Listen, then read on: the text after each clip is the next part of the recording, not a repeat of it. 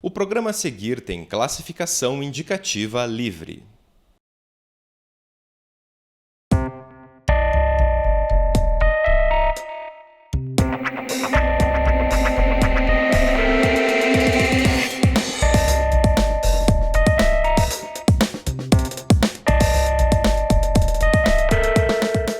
A UFPR-TV inicia hoje a exibição de uma série de programas especiais sobre bioética e ética em pesquisas. Queremos ajudar os cientistas a aliar o respeito à vida, ao desenvolvimento e às descobertas científicas. Vamos entender juntos os procedimentos e regras que devem ser seguidos para desenvolver projetos de pesquisas. E a minha primeira convidada é a professora Ida Cristina Gubert, que é coordenadora do Comitê de Ética em Pesquisas com Seres Humanos da UFPR. Bem-vinda, professora Ida. Muito obrigada, Aline. Qual é a diferença entre bioética e ética, já que esses dois nomes estão no nosso tema, do nosso programa? Qual a diferença entre esses dois termos? A bioética é a ética da vida, enquanto que a ética na pesquisa é a área que acompanha, que cuida, que busca zelar pela eticidade na condução de um projeto de pesquisa. Embora esses termos sejam separados, bioética e ética em pesquisa, eles acabam se mesclando, eles acabam confluindo, porque o objetivo primordial é o cuidado com a vida e com a dignidade humana. Agora, professora, quais são as bases tanto da bioética quanto da ética nas pesquisas científicas?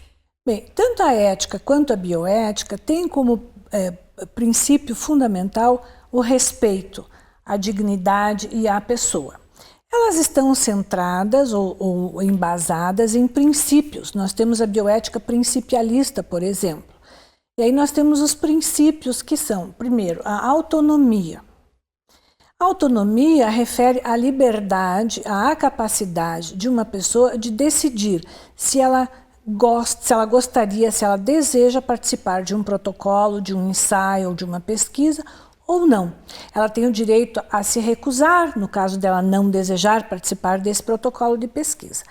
Hoje em dia, também com a Declaração Antecipada de Vontade, que é uma resolução estabelecida pelo Conselho Federal de Medicina, as pessoas já podem deixar, se elas tiverem o uso de suas capacidades mentais, elas podem deixar esse testamento vital, que diz até onde os médicos poderão ir no seu tratamento, até onde ela deseja receber o tratamento, no caso de uma enfermidade grave.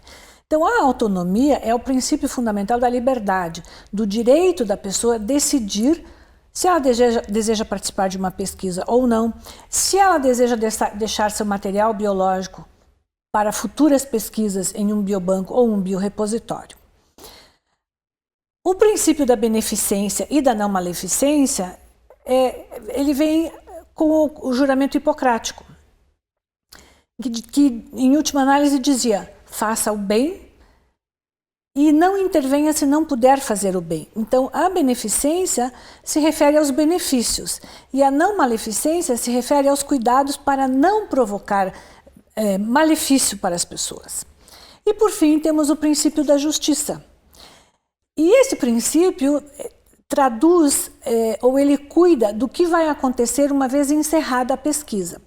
Por exemplo, numa pesquisa clínica, a indústria farmacêutica elabora um protocolo, vem para os países, para as comunidades, para avaliar, digamos, a eficácia de um novo medicamento. Então, populações, pessoas serão recrutadas para participarem desse ensaio. Uma vez encerrada a pesquisa, a população terá acesso a esse medicamento? Como é que vai ser essa distribuição? Certamente não é justo que a indústria farmacêutica use as pessoas para o seu ensaio e depois vá embora sem que as pessoas tenham acesso a esse medicamento que se comprova eficaz. Então, nesses 4 princípios, nós temos a base da ética na pesquisa e da bioética, da ética da vida. Professora, é evidente que esses princípios permeiam aí a história da humanidade, mas em que momento que o ser humano e os pesquisadores se dão conta da importância de se ater a essas questões éticas e bioéticas?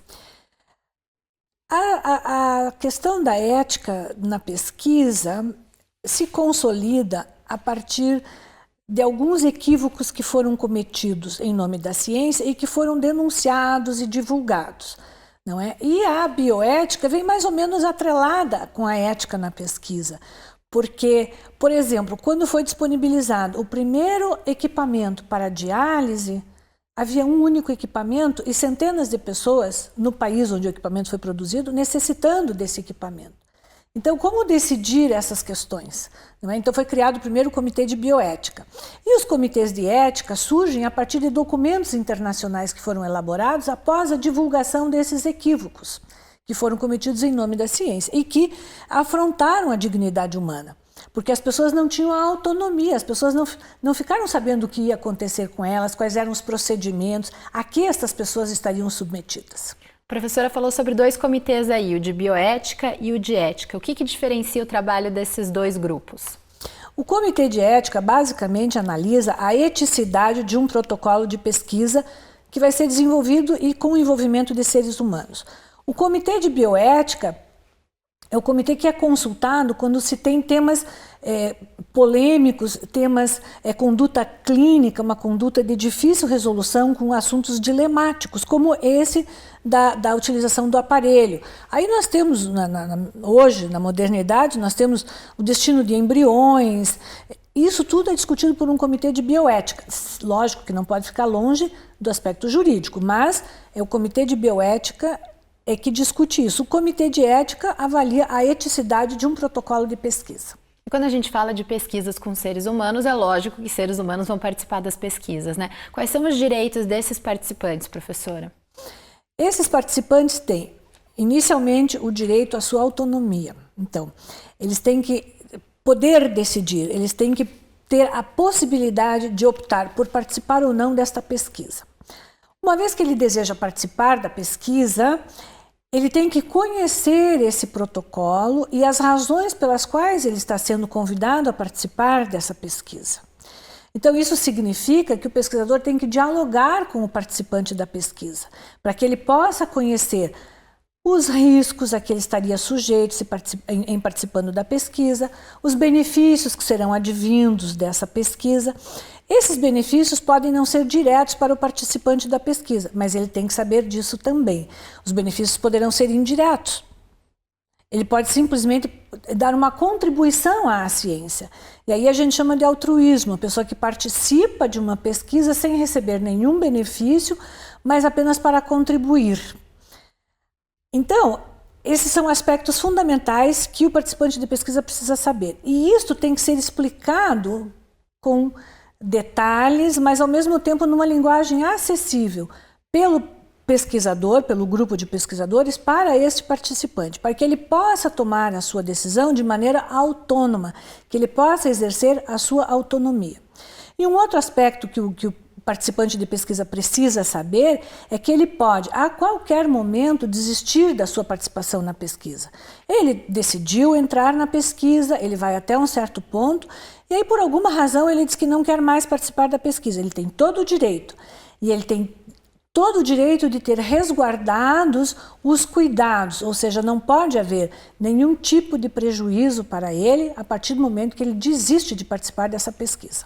Professora, qualquer pessoa pode decidir se participa ou não de uma pesquisa? Por exemplo, o menor de idade pode decidir? Quem decide no lugar dele? Como que funciona essa questão de quem pode e quem não pode decidir se participa ou não de uma pesquisa? Considera-se capaz de tomar uma decisão sobre participação em pesquisa todas as pessoas que têm o gozo pleno das suas capacidades mentais. Entretanto, adolescentes e menores de idade não têm a capacidade legal de tomar essa decisão, embora tenham gozo de suas capacidades mentais. Então, nos menores de idade e nas crianças e nos bebês, quem vai tomar a decisão são os responsáveis legais, os pais, em primeiro lugar, naturalmente, ou às vezes o responsável legal, no caso da inexistência ou da incapacidade dos pais tomarem essa decisão. Nas pessoas adultas, no uso de suas capacidades mentais, elas mesmas podem tomar a decisão. Nós consideramos que temos grupos vulneráveis, os menores de idade, as crianças e as pessoas que já perderam a sua capacidade de decidir. Então, esses são vulneráveis, eles então estão sujeitos a que outras pessoas tomem a decisão por eles. Isso também fragiliza um pouco. Agora, professora, existe um documento chamado Termo de Consentimento Livre e Esclarecido, que é o documento que é entregue para esse possível participante, né, de pesquisa, para saber se ele aceita ou não participar. O que é esse documento? Que informações que ele precisa necessariamente ter? O termo de consentimento, o nome desse documento é Termo de Consentimento Livre e Esclarecido. Ele pressupõe que nesse documento estarão incluídas todas as informações necessárias em linguagem acessível para que o participante da pesquisa, ao receber o convite, possa compreender do que se trata essa pesquisa e das razões pelas quais ele está sendo convidado. Então, é muito importante que o pesquisador redija esse documento de uma maneira simples, mas que ele descreva ali as razões pelas quais a pessoa está sendo convidada a participar, quais são os objetivos desta pesquisa, quais são os riscos e quais são os benefícios. Em matéria de riscos, existe uma gradação desses riscos. Por exemplo, nós podemos ter um risco mínimo, um risco intermediário e um risco alto. Quais são as medidas que o pesquisador vai tomar para minimizar a ocorrência desses riscos? Às vezes pode haver um dano. Então, como esse dano poderá ser minimizado? Isso tem que ser previsto pelo pesquisador na descrição do protocolo dele de pesquisa e no termo de consentimento.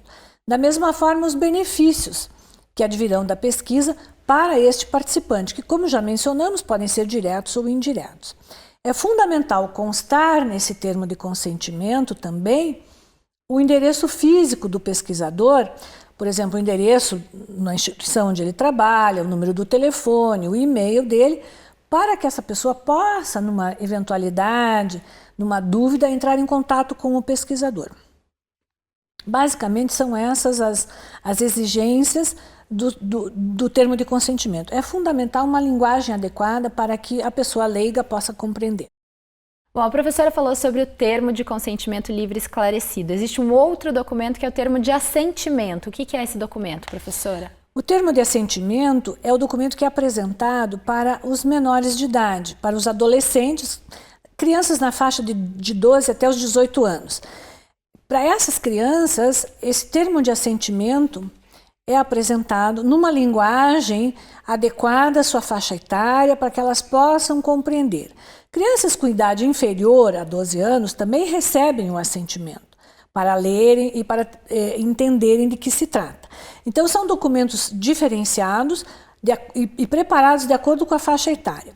O que acontece com o menor de idade? Como ele não tem a possibilidade legal de dar o consentimento, ele pode dar o assentimento. Entendendo do que se trata, ele pode manifestar a sua vontade em participar da pesquisa ou não. Porém, a decisão final vai caber aos pais ou aos responsáveis legais. Os cuidados com o termo de assentimento devem ser ainda redobrados em relação ao consentimento por causa da linguagem. Porém, as informações devem ser as mesmas. Perfeito. E, professora, como que se dá, de que maneira que a bioética e a ética percebem que deve ser a relação entre o pesquisador e o participante da pesquisa? Ela deve ser uma relação, basicamente, de humanidade, de um para com o outro. Ou seja, o pesquisador, quando vai tomar um termo de consentimento, quando ele vai convidar uma pessoa a participar da pesquisa, ele não pode encarar isso como um aspecto burocrático. Ele deve levar em consideração que essas pessoas podem estar numa situação de fragilidade, de vulnerabilidade. Então é importante ele sentar, conversar e explicar. As pessoas em situação de vulnerabilidade se sentem muito valorizadas quando o pesquisador dá a devida atenção para elas.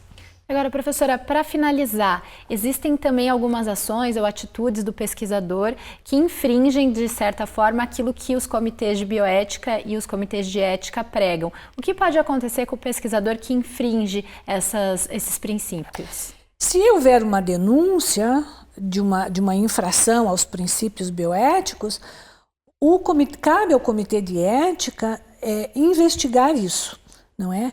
O Comitê de Ética não tem o poder de legislação, mas ele tem o poder de investigar e aí tomar as atitudes necessárias.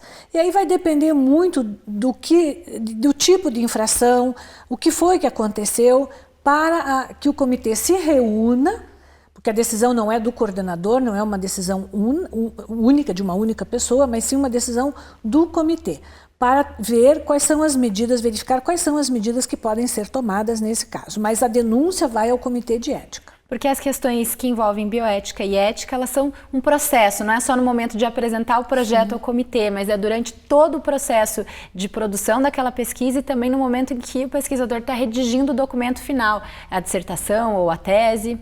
Sim, é correto. Professora Ida, obrigada pela participação no nosso programa de hoje. Obrigada, Aline. Obrigada. Hoje nós falamos sobre bioética e ética em pesquisas científicas. Você encontra mais informações no site www.cometica.ufpr.br e pode tirar suas dúvidas no e-mail que aparece na tela para você. A gente fica por aqui. Na semana que vem voltamos com mais informações sobre ética em pesquisas científicas. E a programação da UFPR TV está disponível nas nossas redes sociais e também no nosso canal do YouTube. Lá é possível assistir, comentar e mandar sugestões para a nossa equipe. Até a próxima. Tchau!